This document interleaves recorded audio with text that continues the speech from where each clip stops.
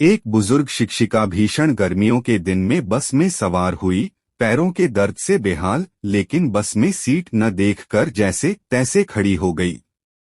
कुछ दूरी ही तय की थी बस ने कि एक उम्रदराज औरत ने बड़े सम्मानपूर्वक आवाज दी, आ जाइए मैडम, आप यहाँ बैठ जाएं, कहते हुए उसे अपनी सीट पर बैठा दिया। खुद वो गरीब सी औरत बस में खड़ी हो गई। मैडम ने दुआ दी, बहुत बहुत धन्यवाद, मेरी बुरी हालत थी सच में। उस गरीब महिला के चेहरे पर एक सुकून भरी मुस्कान फैल गई।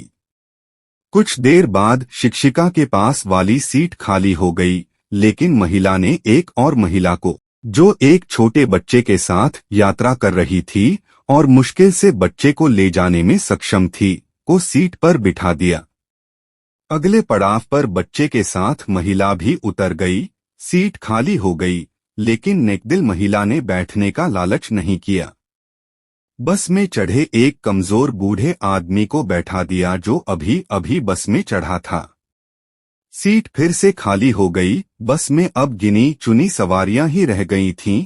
अब उस अध्यापिका ने महिला को अपने पास बिठाया और पूछा, सीट कितनी बार खाली हुई है, लेकिन आप लोगों को ही बैठाते रहे, खुद नहीं बैठे, क्या बात है?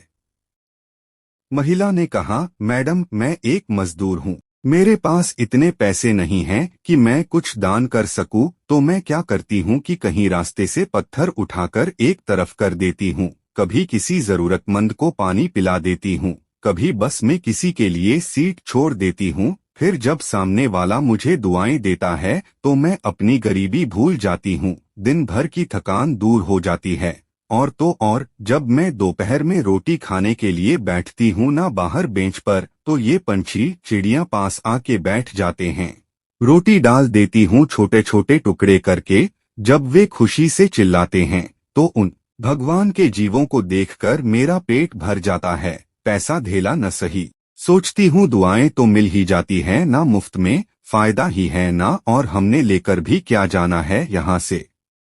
शिक्षिका अवाक रह गई। एक अनपढ़ सी दिखने वाली महिला इतना बड़ा पाठ जो पढ़ा गई थी उसे। अगर दुनिया के आधे लोग ऐसी सोच को अपना लें तो धरती स्वर्ग बन जाएगी। दान धन से नहीं, मन से होता है।